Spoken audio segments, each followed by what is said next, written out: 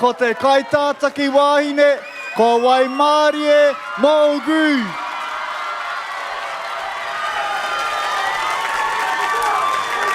E tūana te Kura Hirangi ki tūrangi, no te taurua mano māwha, te kura I whakatūngia ai, I te taurua mano māwaru I hono atu te kura ki ngā kura aiwi o Aotearoa. He tino aronga tō te kura ki te waura o ngā uri, te whānau me te hāpori. Ka whakaaro nui te whānau o te kura ki te huarahi o ngā toroirangi me tūwhare toatanga. Tai atu ki te oranga tonitanga o ngā kawa me ngā tikanga o ngā tifakaue ki te mātā puna.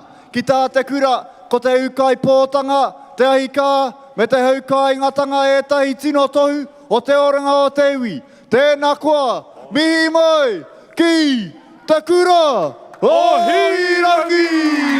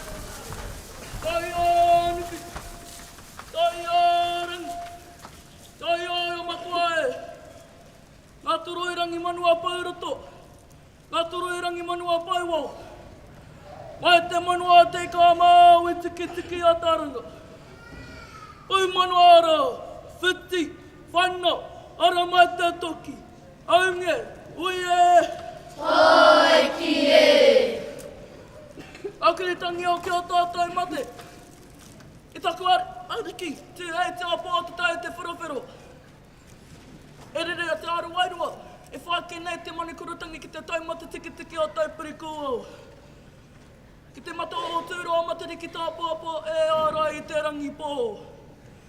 Mai arara, mai arara. Kia tārangi ka hu, tu heitia ki te rangi. A wai ana e te pō, a wai ana ki te ao. Te whakako te o te au i Māori, e ara mai e. Tēnei te mi kia tātou atura ki aru waka, me tēnei kaupapa whakaireira. E mi ka ona kia kaitai ngā kai whakuame, ngā kai whakaari o tēnei whakataetae. Anei mātou te Kura Hirangi, e tū whaketi nei. Tēnei pātere e whāke, ka tīmata ki te tī o Tangariro. Nā ko awa e heke ora. Ki ngā iwi o Ngāti Tūwhoretoa. Ngāti Rangi, me te awa o whanganui. Ko te mokopuna o Parekino, anei te wata whakanui mau. E reira, tēnā kaitai, tēnā kaitai, tēnā tātai katoa. Kauri! Ka hure aku ka maki te ka hurangi e! Ka papa tua tua rangi hata ne pi kakapai te homai ka wai mami ki te tuhi whakatawa ko te opo whitua rake po ho! Ai a te kunenga te toto heriki! Ka ka whakaerei te mātuku te hātere kerei ngā tūwhanga ngāti tūwhare ngāti rangi me ngāta ke whanganui! Ka ka mariro